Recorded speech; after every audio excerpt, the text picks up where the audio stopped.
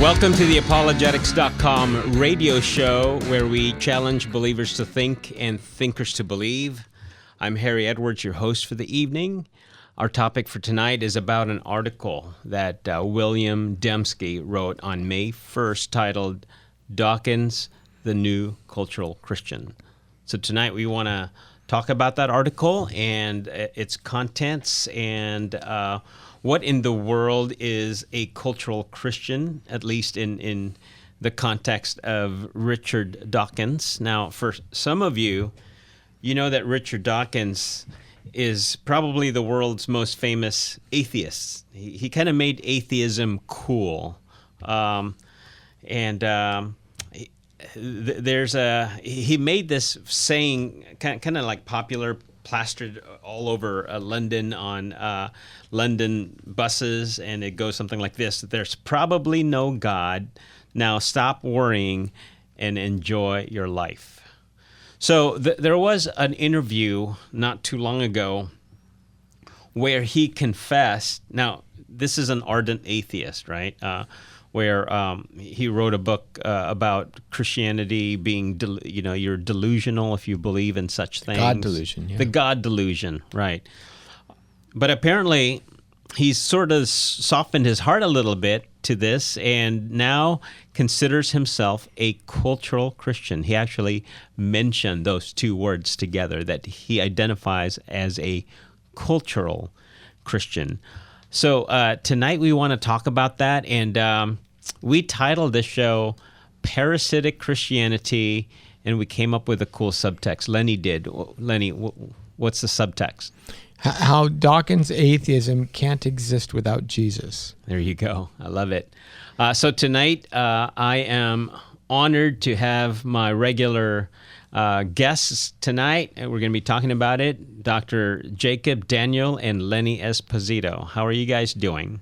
Doing good. Yeah, just I need to especially thank Apologetics.com radio show for the past 12 years. It's been preparing me to stay awake at night. That's right. And that's right. You're welcome. So the context, I'm so grateful to the Lord for giving us, my wife and I, a beautiful daughter who was born early this month after 15 long years of longing, waiting, and desiring. Yeah.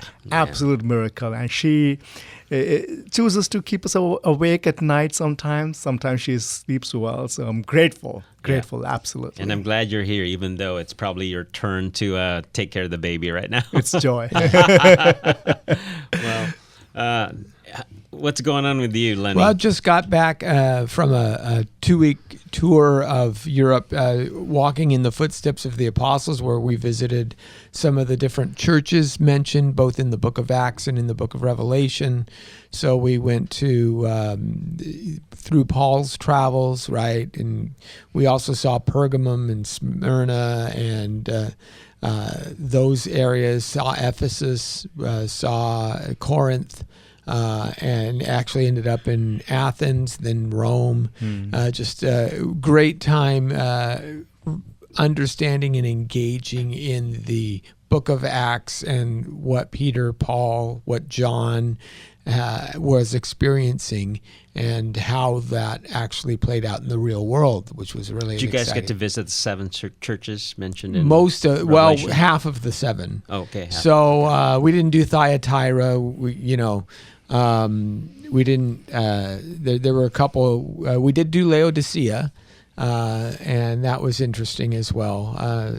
So there was, but. And it's interesting. It would connect to our topic today. Imagine what would happen if Islam would have the inroads in Europe. Exactly. Just the way it has because those were that was central to Christianity. Yeah. Visited Patmos as well, which was kind of fascinating. I tell people Patmos that it isn't the end of the world, but you can see it from there. It didn't seem like it was the end of the world from there. No, well, obviously John saw the end of the world, so from there. So that's right. There's nothing out there after. But it was a great trip, and we're planning on doing more. So. Well, we are listener supported, so just a reminder to all of you, thank you for your support, and continue to pray for us, and we appreciate your tax-deductible gifts. Like us on Facebook, like us or subscribe on our YouTube channel, which this show will be on YouTube in a week from now.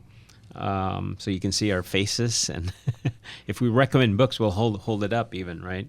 And if you want to join in, participate in our conversation this evening, give us a call at 888-995-KKLA. That's 888-995-5552.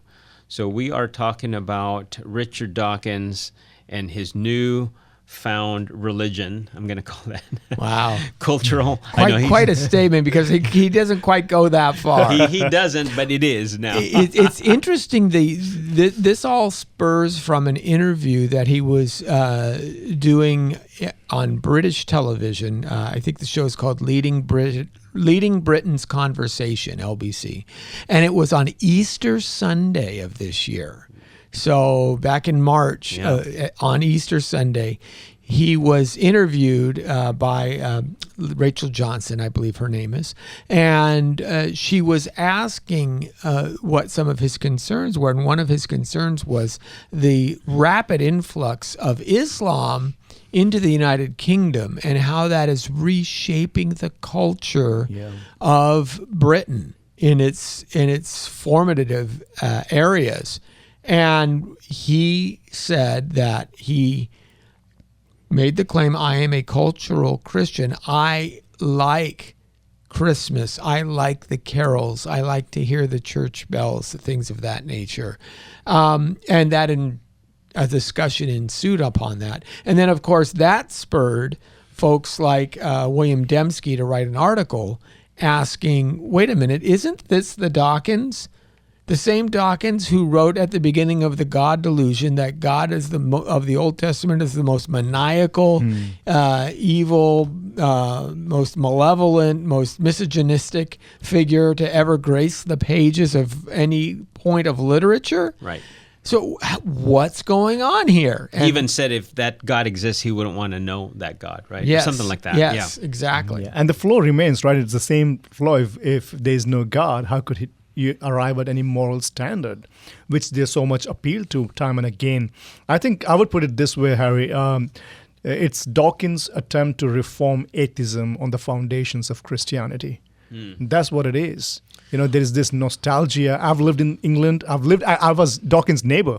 That's on right. the same street. Yeah, tell us about that. Yeah. So I would see him go on walks with his dog and sometimes with his wife, and I would see him almost every other day, and had an interaction with him about his book as well once.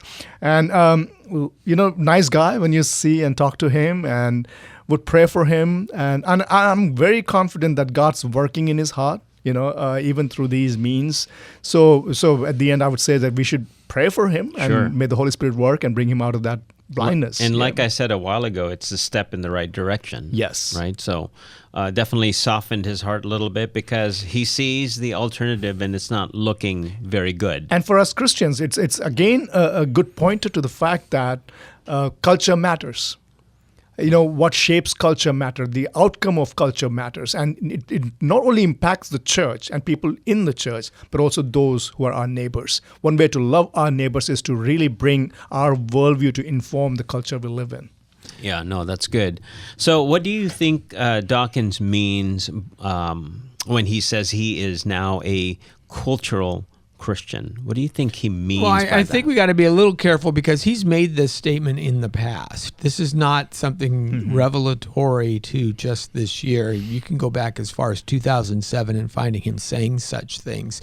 But what he means is that he finds the general values of the Christian West something with which he's comfortable, and reflecting in a broad sense some of his own understanding of the values of society, because he at least recognizes the fact that in the West there are things like the worth of all people being created equal, that there's a plurality in the world, and we should let all different aspects of that plurality have at least some voice and out there, or the equality of women, things of this nature. Now, Dawkins will immediately shut down any religious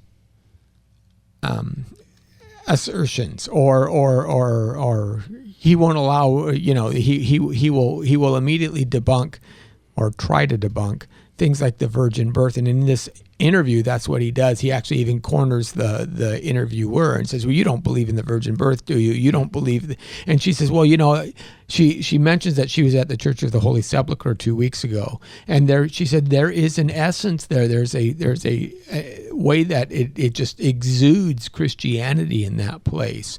And he goes, yeah, but you don't really believe Jesus rose from the dead, do you? So here's the tension in this.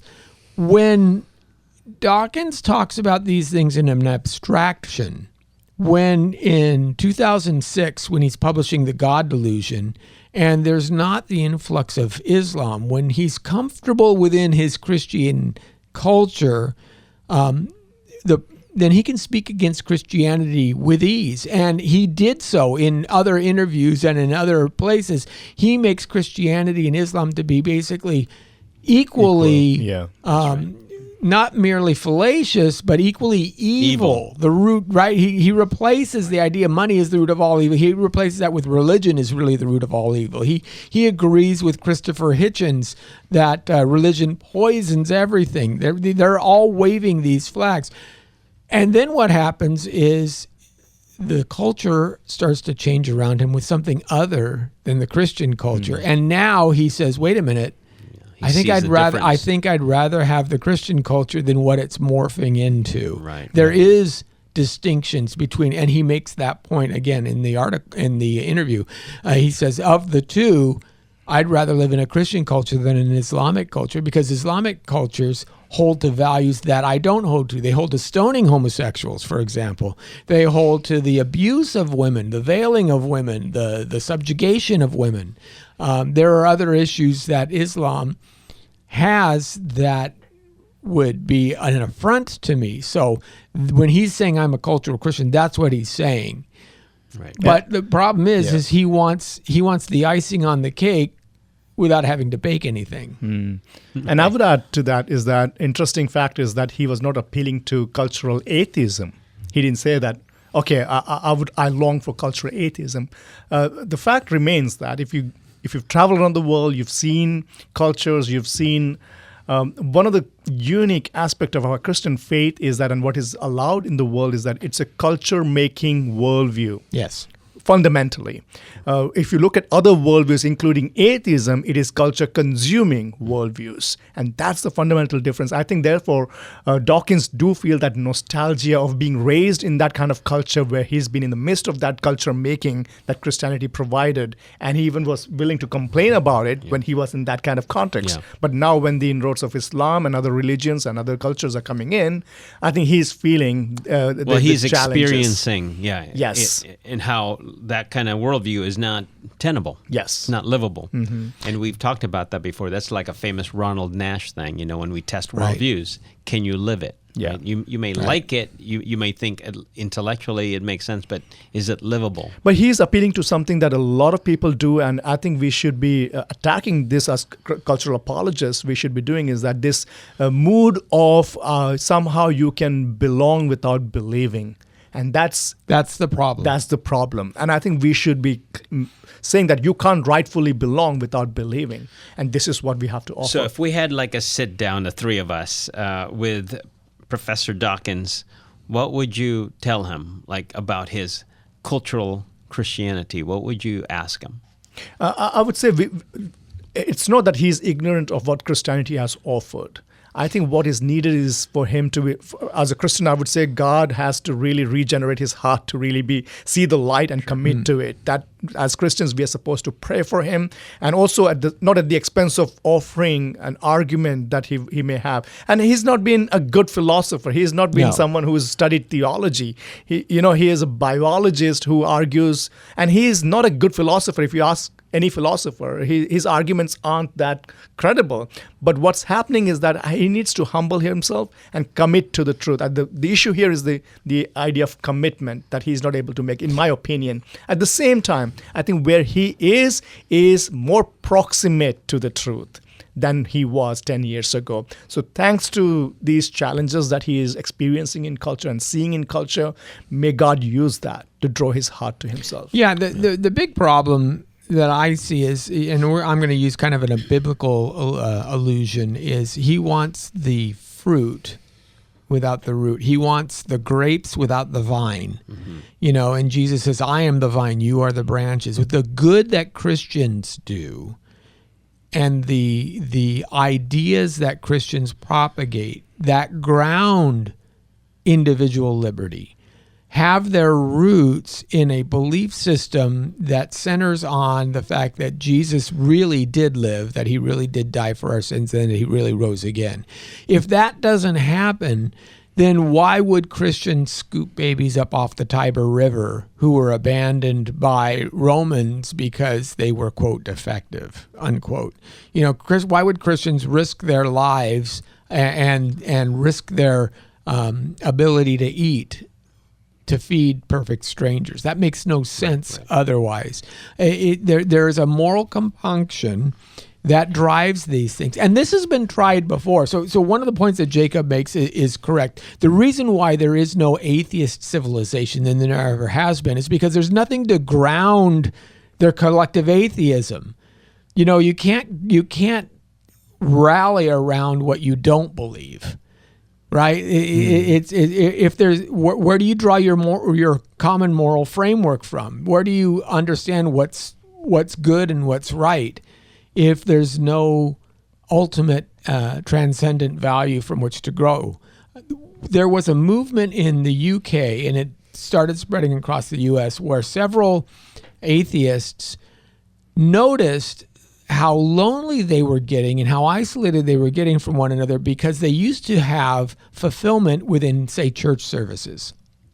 And these church services actually did more than just gave them a place to go on Sunday mornings. It gave them meaning. It gave them friendships. It bonded them together for ministry opportunities, for missions work, for common causes. And they said, well, maybe we can do this ourselves. And they created this thing called the Sunday Assembly. And it started off in London and several other places. And New York opened a chapter, LA opened a chapter, all of these things started to happen where you could get together and they can, have your art and have they sang songs too. And do, kind of mimic church without the Christ. Church. Yeah. The problem was people were like, well, I think I'd rather play golf. I think I'd rather sleep in. I think I'd rather, and they all fall apart. Yeah. They all fell apart. Why? Because you can't fake it. Yeah. Without the motivation, without the central reality of a Jesus changing your heart, motivating your mind, motivating your actions.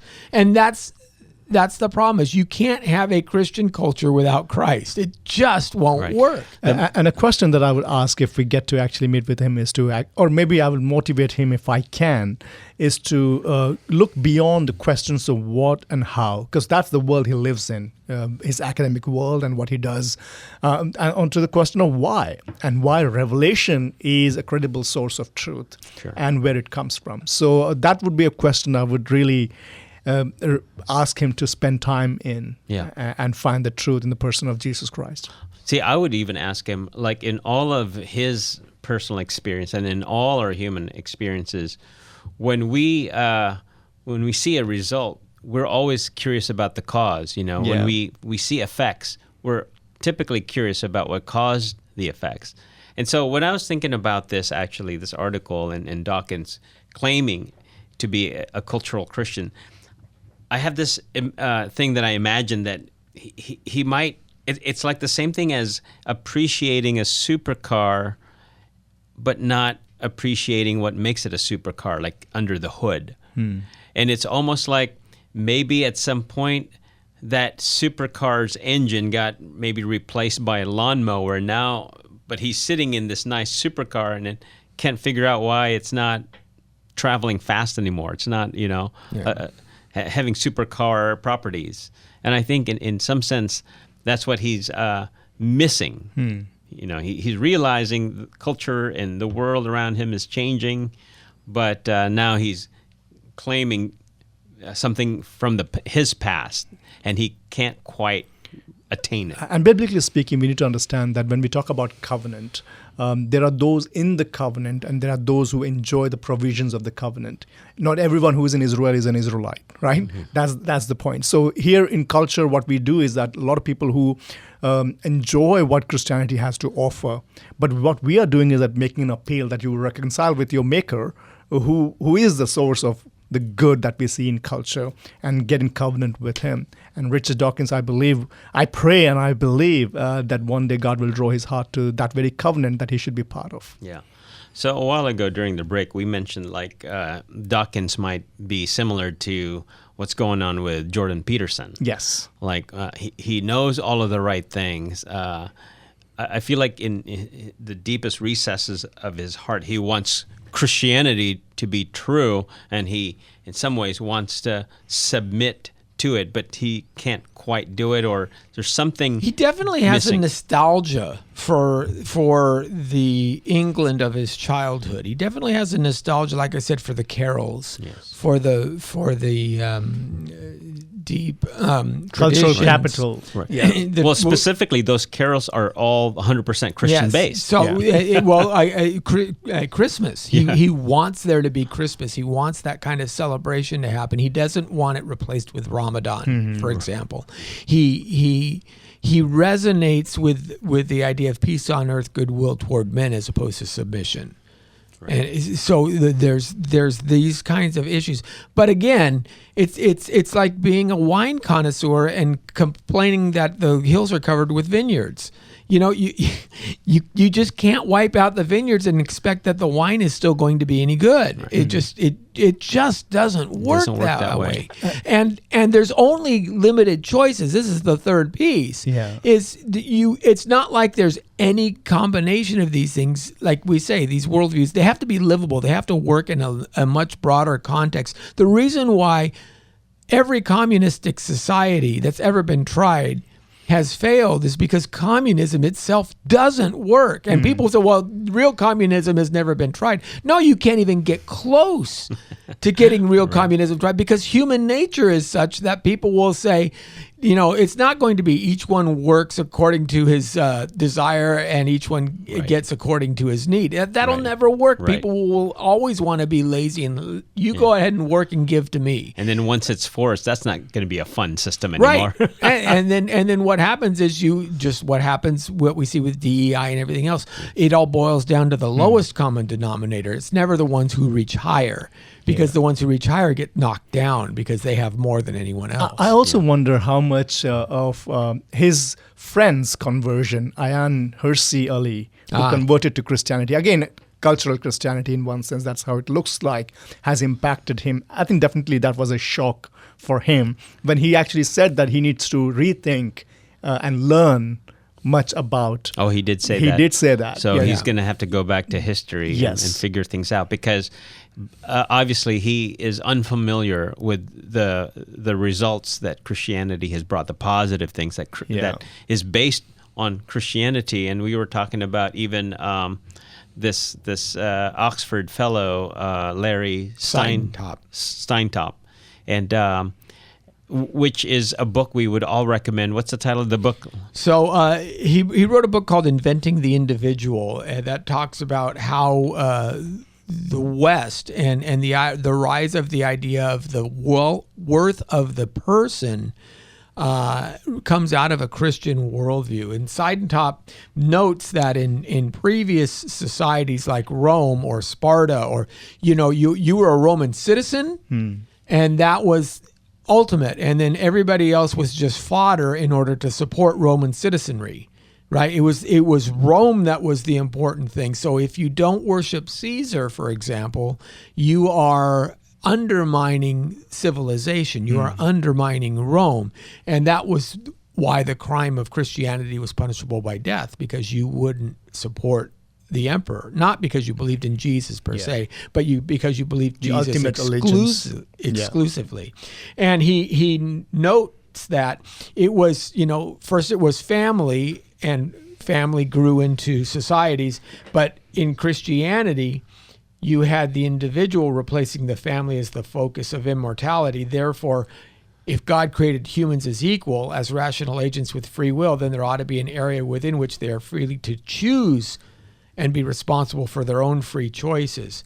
And so now we have a difference, a fundamental aspect of the individual who carries his own worth, regardless of whether he's a citizen of the polis or not. Yeah. Right. In fact, I think, didn't he call the rise of Christianity like a moral revolution? Because it was totally new. It was completely foreign, backwards. Yeah. Well, he writes here, identifying such an area was at first meant to be self-defense by Christians, but soon it was also much more than that. Tertullian saw clear implications of Christian moral beliefs. Here lies the perfection and distinctiveness of Christian goodness. Ordinary goodness is different, for all men love their friends, but he says only Christians love their enemies. Fundamentally different than any other aspect and any other faith system that had existed before or since. So we'll definitely talk more about his ideas on the second half hour of our show. I know we're coming up on a station break, and we have been talking about Bill Dembski's article, Dawkins, the New Cultural Christian, what it means, what Dawkins think it means to be a cultural Christian, and what is really behind all of that. So we will continue this right after the break. Well, welcome back to the second half hour of the apologetics.com radio show, where we challenge believers to think and thinkers to believe. Our topic for tonight is about an article that Dr. William Dembski wrote, titled, he wrote it in May, so it's just a few weeks old. Title is Dawkins, the New Cultural Christian, and it's an admission by Richard Dawkins, the famous atheist, that he is now a cultural Christian. So during the break, I just came up with this term called the Dawkins Dilemma. He probably might not appreciate it, but he needs to be clear on this, because on the one hand, he loves the fruits of Christianity, and then on the other hand, he rejects Christianity. So you can't have it both ways, and he's going to have to struggle with that, don't you think? I mean, that must plague him deeply. I don't know, because the world is definitely closing in on him. You know, it's all around him, and at some point he needs to be consistent with his beliefs and behavior. So we were talking about some of the ideas from Dr. Larry Seidentop. There you go, yeah. Seidentop.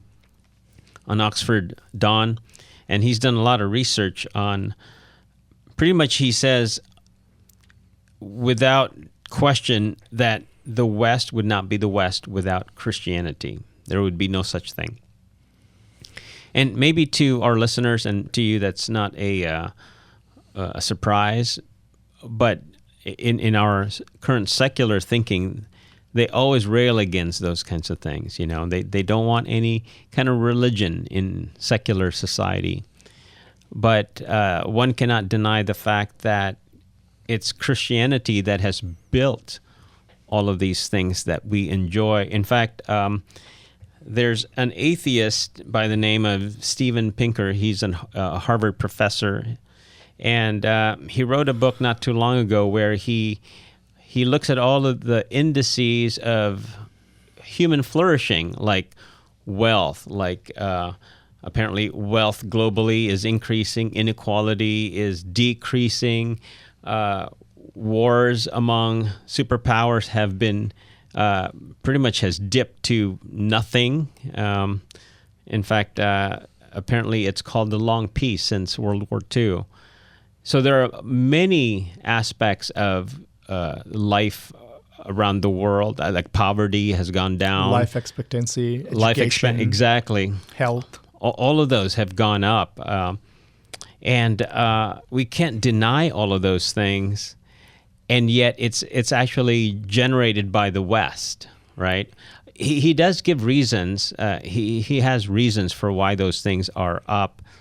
They're not adequate. Maybe it's going to be for another show. And just briefly, he thinks it's reason, like the Enlightenment has contributed to it, science and humanism.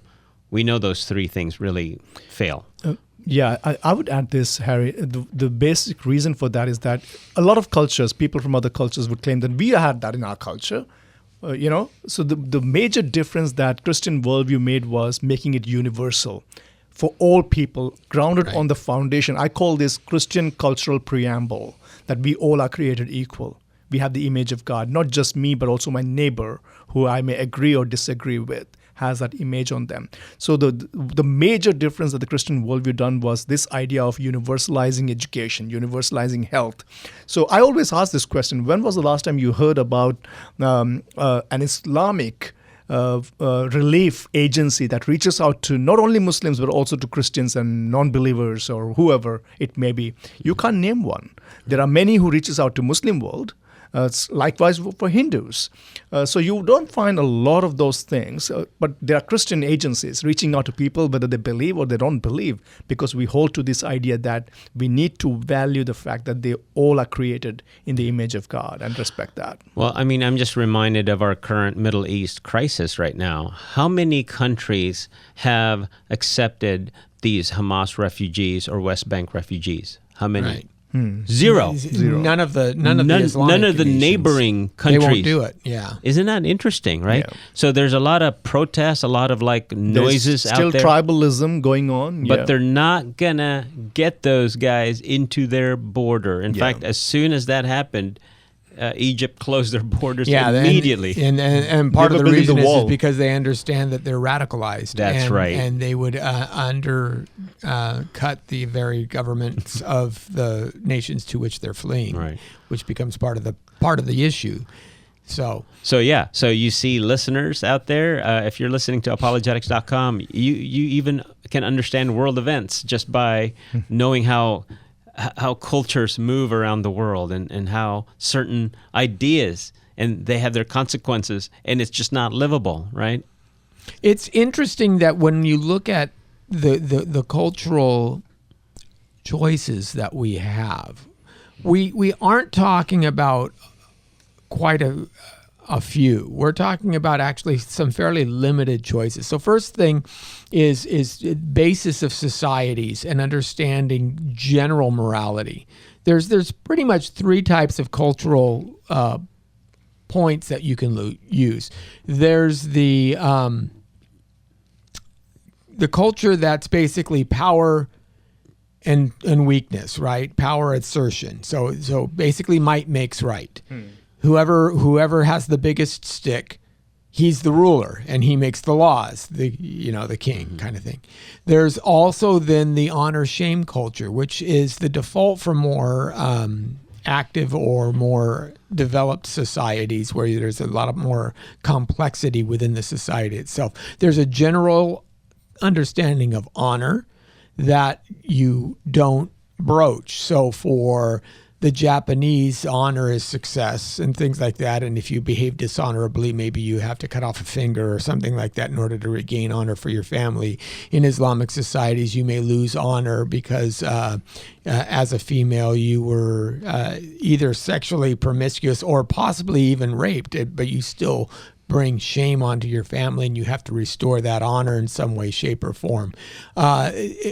You have and that's a pretty big default. Christian nations, because of the image of God, we are a guilt innocence society where the guilt of the individual is based on the deeds of the individual. That doesn't carry through to their children or to their parents. It doesn't reflect per se on them. You can understand, hey, well, if you're, if your kid becomes a drug addict, that's not necessarily an impeachment upon you, and won't stop you from getting a job or having your name run through the mud kind of thing.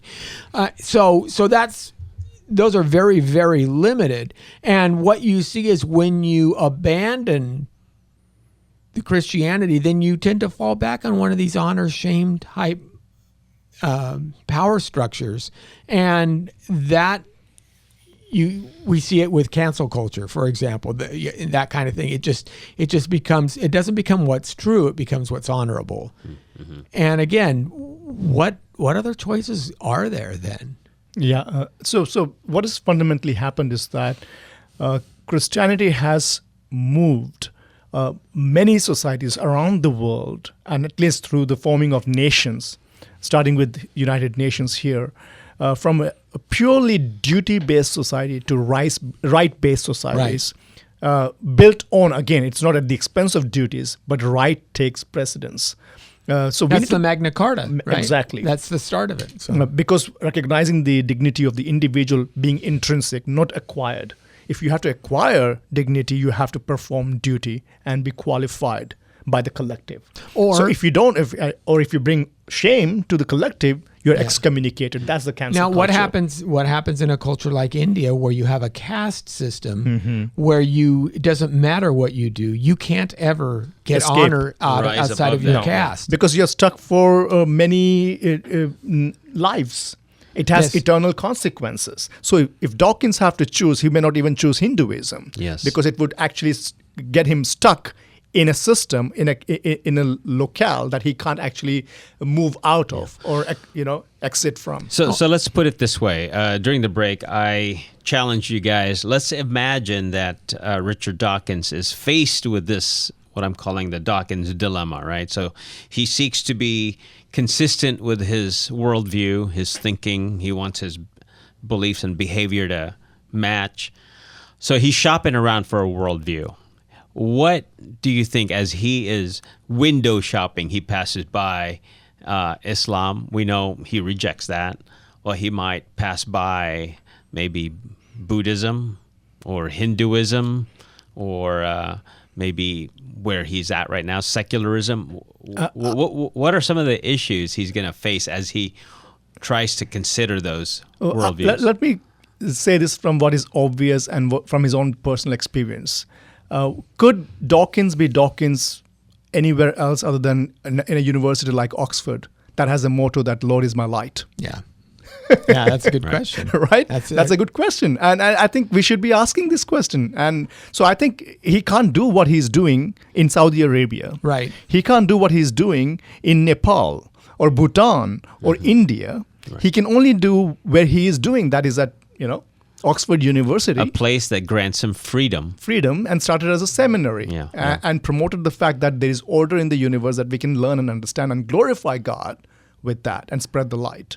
Right. So for example, Dawkins is window shopping and he passes a store with Sparta, right? What's the goal of Sparta? Well, come back with your shield or come back upon your shield, right? Are you fighting for the collective? And if you're not fighting, if you're a child born with crippled feet, guess what you do? You get tossed over the rocks, right? Everybody remembers that opening scene from the 300. Yeah, that's real. Yeah. And infanticide was universally practiced. Okay, maybe Sparta's not good. Well, why don't we go to, say, Japan? How did the ancient Japanese live? Well, they lived under a feudal system for most part, where the emperor was the rule. And even though there was a Buddhist underlying philosophy, that Buddhism is self-serving. It's all about looking within. It's never about looking without. And find me a Buddhist scientist who has done much good for the world. Yeah, if you look at, matter of fact, even who really is a Buddhist.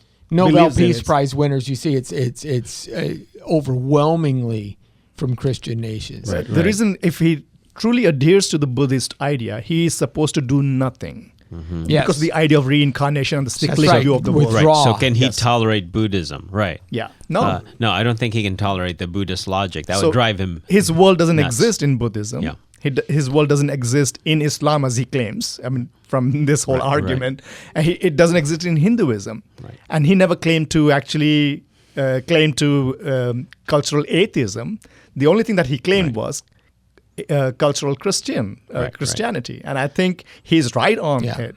Because Christianity is the one that can offer the world that he can actually flourish in. Right. So let's turn the tables for Dawkins right here. So let's say, Dawkins, you really were comfortable in, you're saying it now that you're a cultural Christian, but you really are a naturalist, right? So maybe we turn the tables and go, why don't you inspect your naturalistic worldview? And we know that you are a naturalist, but Now you're saying you're a cultural Christian. There's a big divide right there, Yeah. you know. Now he's liking Christmas carols, and so now he needs to understand what, and we kind of alluded to this in the very beginning, what is in worldviews, what are things in worldviews that actually create good culture? Right. Because here's the problem with naturalism. If you truly believe naturalism deep down, if you truly are the idea that the material is primary, that takes precedence. It's the only thing that exists. Right? Well, naturalism is not quite that specific. Materialism is that specific. Naturalism can believe that there are things like consciousness or mind, but those are epiphenomenal, right? They come. They're material. They come out of material. They may Right, not right. be material. There's a quibble on that. But even so, material is still, and science is primary. Then what happens is you understand that there is no transcendent order. There's merely survival of the fittest. Nature is red in tooth and claw. Right. If the evolutionary worldview is true. So what binds people to one another? Nothing. It's competitive by nature. So either you lapse into a very Nietzschean idea of power in order to advance your own desires. It becomes selfish. And again, it disjoints society as opposed to uniting society. There's nothing to make me want to help my brother or have any self-sacrifice or anything like that. You have something different going on. And that's why you never see an atheist society come up in the past or even in the present. The communist societies that tried to replace their Sunday message with their political lessons quickly failed, quickly devolved. And that was a really a big difference. So naturalism by itself would breed anarchy, ultimately. It would be individualistic, it would be selfish, and it would be anarchy. It wouldn't be a society anymore. It would be warring looking for factions. new power arrangements. Yeah. Right. And ultimately, those new power arrangements, what will happen is they will shake down by family structure, because the things that you would care about would be your family. And then you start the whole polis process over again, which is how Rome, and so it auto selects itself back to what we saw in the beginning, which is all of these, the Rome, the Greece, the Sparta. Interesting side top talks about this as well. One of the things that he notes is that Christianity made a huge difference in Rome through its martyrdom of Christians. And he writes this is a great quote. He says, first of all, he notes that the very public deaths of the martyrs were the epitome of selflessness to the underclass, to the slaves, to the vast majority of people who are suffering to serve the citizenry of Rome, right? And he writes, in making martyrs of Christian, the ancient world was consecrating what it sought to destroy and destroying what it sought to preserve. For Christian martyrs gained a hold over the popular imagination. And it was easy to see why that should have been so. The martyrs offered a model of heroism. As Tertullian remarked early in the 3rd century, the martyrs' blood provided the seed of the church. So Seidentop summarized that the cult of the martyrs began to redefine what it meant to be a hero. No longer is it Odysseus on his quest, who's already in control, he's already aristocracy, and he's bettering himself. Self-sacrifice became the standard. Or maybe not the gladiators too. Right. Yeah. It's not building up more for me. It's losing myself for the sake of the other. And that became the standard. And again, that doesn't happen without the resurrection, because you need Jesus' model of self-sacrifice. So a guy like Polycarp can say, I would lay down my life. How can I do less for my Lord who laid down his life for me? And it's interesting, you know, in a few blocks from where where Dawkins lives is Martyrs Memorial, right in the center of Oxford. Oh, yeah. That's a constant reminder, I believe, every time he walks to his university that this is the case. If he's listening, maybe he should consider that. What I would also say is that, you know, anyone who is longing or is benefiting from the fruits of Christianity, what they're actually looking for is a God who pronounces good in creation. And there is only one who does that. and is capable to do that is the God of the Bible. When he creates everything, he calls it good. And when he creates man who he wants to be culture makers, he calls them very good. Very good. And I think that's the world we need. And Christ restores that, where he teaches us to, right, seek his kingdom, his values to be brought down here on earth as it is in heaven. And Scripture is just filled with those kinds of things that commands us and encourages us to be fruitful and multiply, to subdue, fill the earth, all of that. And then even in the New Testament, right, we have the command to go. To go. In fact, I can't think of any other worldview or religion apart actually from Islam, except they do it by the sword, where we actually have to go and expand God's kingdom. It's all about proselytizing. Right. It's all about bringing heaven to earth. You know, how is earth to be?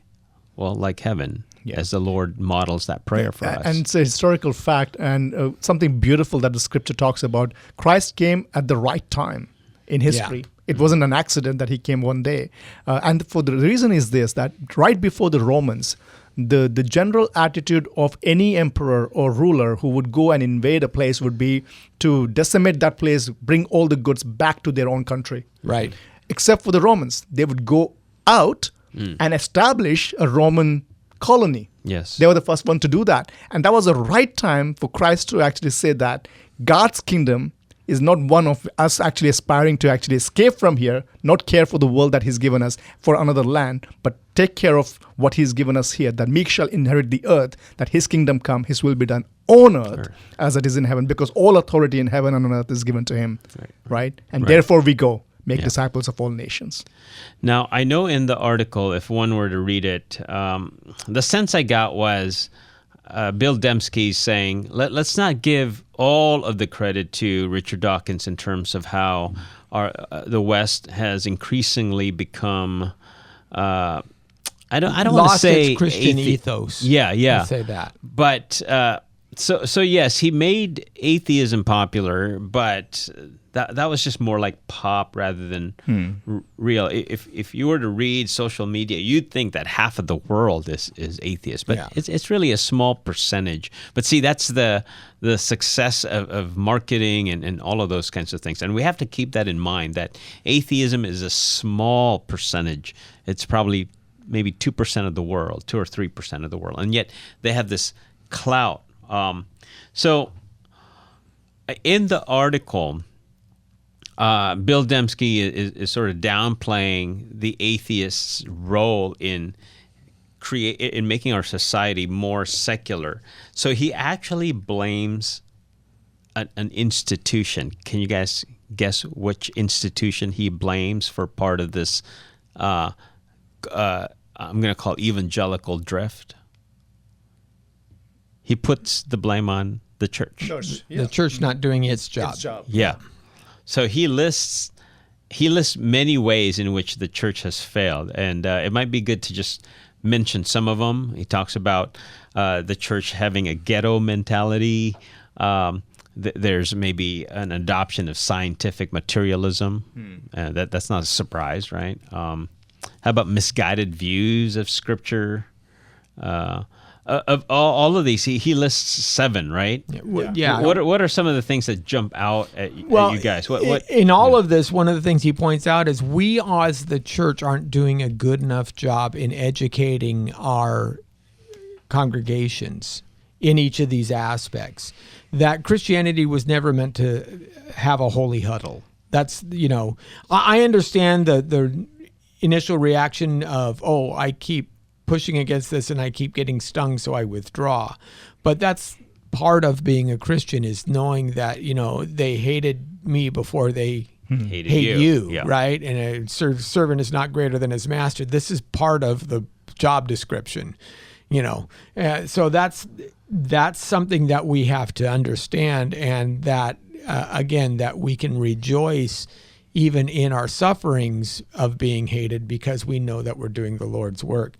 How do we counter scientific materialism? Do we see it, or do we sometimes assume it even in our own schools or in our own workplaces. How do we understand the outworkings of that? One of the things that he said here that was really interesting is the fact that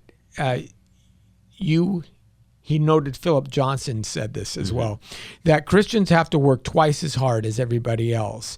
And he said, when he was studying, it's not enough that you go to school, you learn evolution, that everybody would teach that and that's would be accepted. Well, with us, we not only have to learn evolution, we got to learn the reasons why that's not true. And if we're doing our job right, we better learn both well. And you have to learn poor theology and understand it so that you can learn good theology in order to be able to answer it. You got to do twice the work. Yeah. And that's a piece. And are we devaluing education? Is it, I just want to love Jesus. I don't need all this head knowledge stuff. Aren't we being just as emotive as the people that were pointing to and saying, you're letting your feelings run the show? So there's all of these aspects that we've become lazy in the church, and I think he does have a point that we can make a much bigger difference if we try to focus ourselves in these contexts. Well, in the remaining minutes that we have, gentlemen, how can we use this admission by Richard Dawkins that he is now a cultural Christian? How can we use that to our advantage as we do the work of cultural apologetics? Does this help our cause or hurt our cause, or how can we use this to our advantage? I would say there are four things I talk about always, that as Christians we should be good in analyzing where we are in culture. The next thing that we should be doing is that be good in advocating what is it that we have to propose in light of what we have analyzed, and then actualize, create culture, involve, redeem the pre-political institutions, one of which is teaching, education, learning. And lastly, I would say what we need to do, and we always fail to do this, is amplify. We do not amplify the good that Christianity has done. Yeah. Why aren't the churches coming together and saying that Christ has made difference, not just individually for our lives, but for the world as well? Yes. Come and join us and be part of his family. Yeah, the sciences, all of education. Well, and even these ideas of heroism, how they are dramatically different today than they would have been in any other cultural context. If you enjoy things like superhero movies, you have to realize that that's based on specifically a Christian understanding of salvation. And an important thing to also remember is that cultures do not redeem, but we need to redeem our cultures, and Christ does that. Ultimately, in The Abolition of Man, C.S. Lewis had noted these things, and I think it's worth repeating again, where he says that, in a sort of ghastly simplicity, we remove the organ and demand the function. We make men without chests and expect of them virtue and enterprise. We laugh at honor and are shocked to find traitors in our midst. We castrate and bid the geldings to be fruitful. And I think that's what Dawkins is doing. And I think if we were to underscore that and amplify that, it would give people pause. Well, Lenny, you had the last word. That's a great way to end our show. So you've been listening to apologetics.com radio, where we challenge believers to think and thinkers to believe.